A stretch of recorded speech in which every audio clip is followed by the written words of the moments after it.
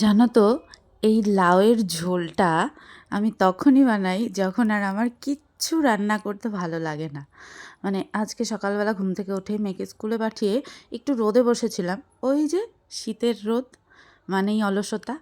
রোদ থেকে যখনই উঠলাম তখন আর মানে রান্না করতে ইচ্ছা করছে না। তার মধ্যে নিরামিষের দিন কি করব, ডাল সবজি আর কিচ্ছু মানে ভাবতে পারছি না যে কি বানাবো।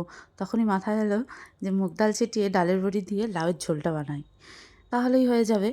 তার জন্য শুধু লাউয়ের ঝোল না, তার সঙ্গে বানিয়েছি কিন্তু হ্যাঁ, ডালের বদলে লাউয়ের ঝোল। মানে ডালটা আমি আর করলাম না, শর্টকাট করে দিয়েছি। তবে এটা যে খেতে খারাপ হয় তা না, খেতে কিন্তু দারুণ হয়।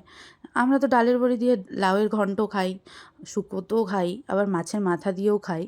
এইভাবে লাউয়ের ঝোলও কিন্তু ভালো লাগে, একবার বানিয়ে খেয়ে দেখো, ভালো লাগবে। আর লাউ তো একদম সিম্পল, কোনো মশলা ছাড়াই এর স্বাদ অনেক।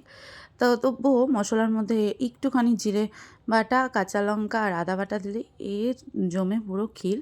মানে কি বলবো, এটা না সত্যি বলতে এত ভালো লাগে খেতে। মাছ দিয়েও না এই ঝোলটা খুব ভালো হয়। তো যাই হোক, আজকে তো নিরামিষের দিন, আমি আজকে ডালের বড়ি দিয়েই করেছি। তোমরা কে কে এইভাবে খাও আমাকে একটু কমেন্ট করে জানিও। আমার তো ভীষণ ভালো লাগে, আর তোমাদের কেমন লাগে সেটাও জানিও।